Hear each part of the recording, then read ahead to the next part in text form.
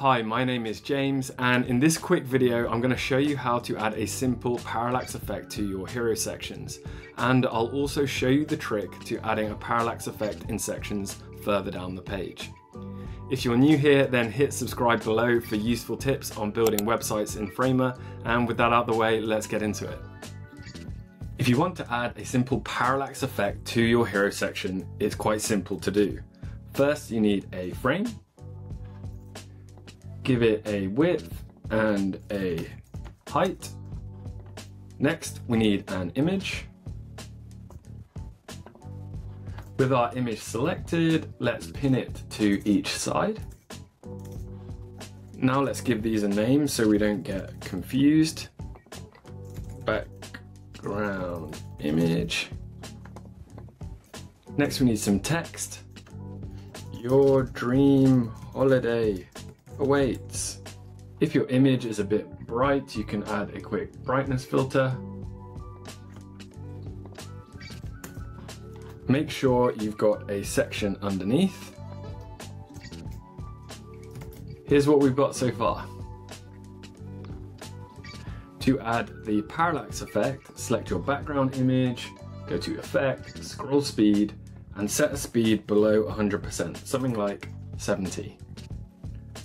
Preview, and there we go. Parallax effect in the hero section. Now, what if we want a parallax effect further down the page? Surely it's easy, we just copy the sections and paste them below, and then all we need to do is change the text. Reserve your space today. Let's take a look. Oh, we've got an issue. The problem occurs because scroll speed is active over the entire page. So by the time we get to our second image, the parallax effect has already happened and the image has been left behind. To address this, we're going to need to use scroll transform. And before we use that, we're going to have to set up some scroll sections. So first section is the one containing the image. We'll call that image section. Next, we need the section below the image. We'll call that under section. Now, we select our background image, get rid of the scroll speed, add a scroll transformation, and we're going to do the trigger section in view. Set the section to be viewport bottom.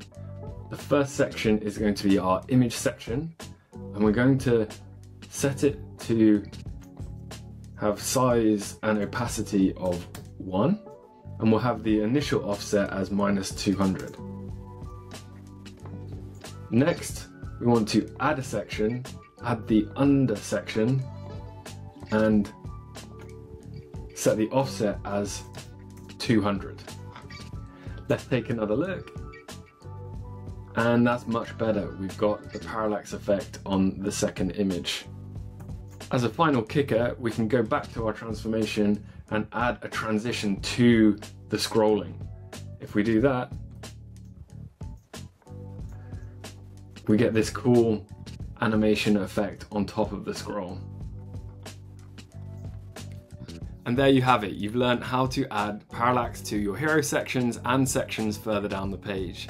If you enjoyed the content, then please hit like, subscribe, and why not comment below and say hi? I'd love to hear from you.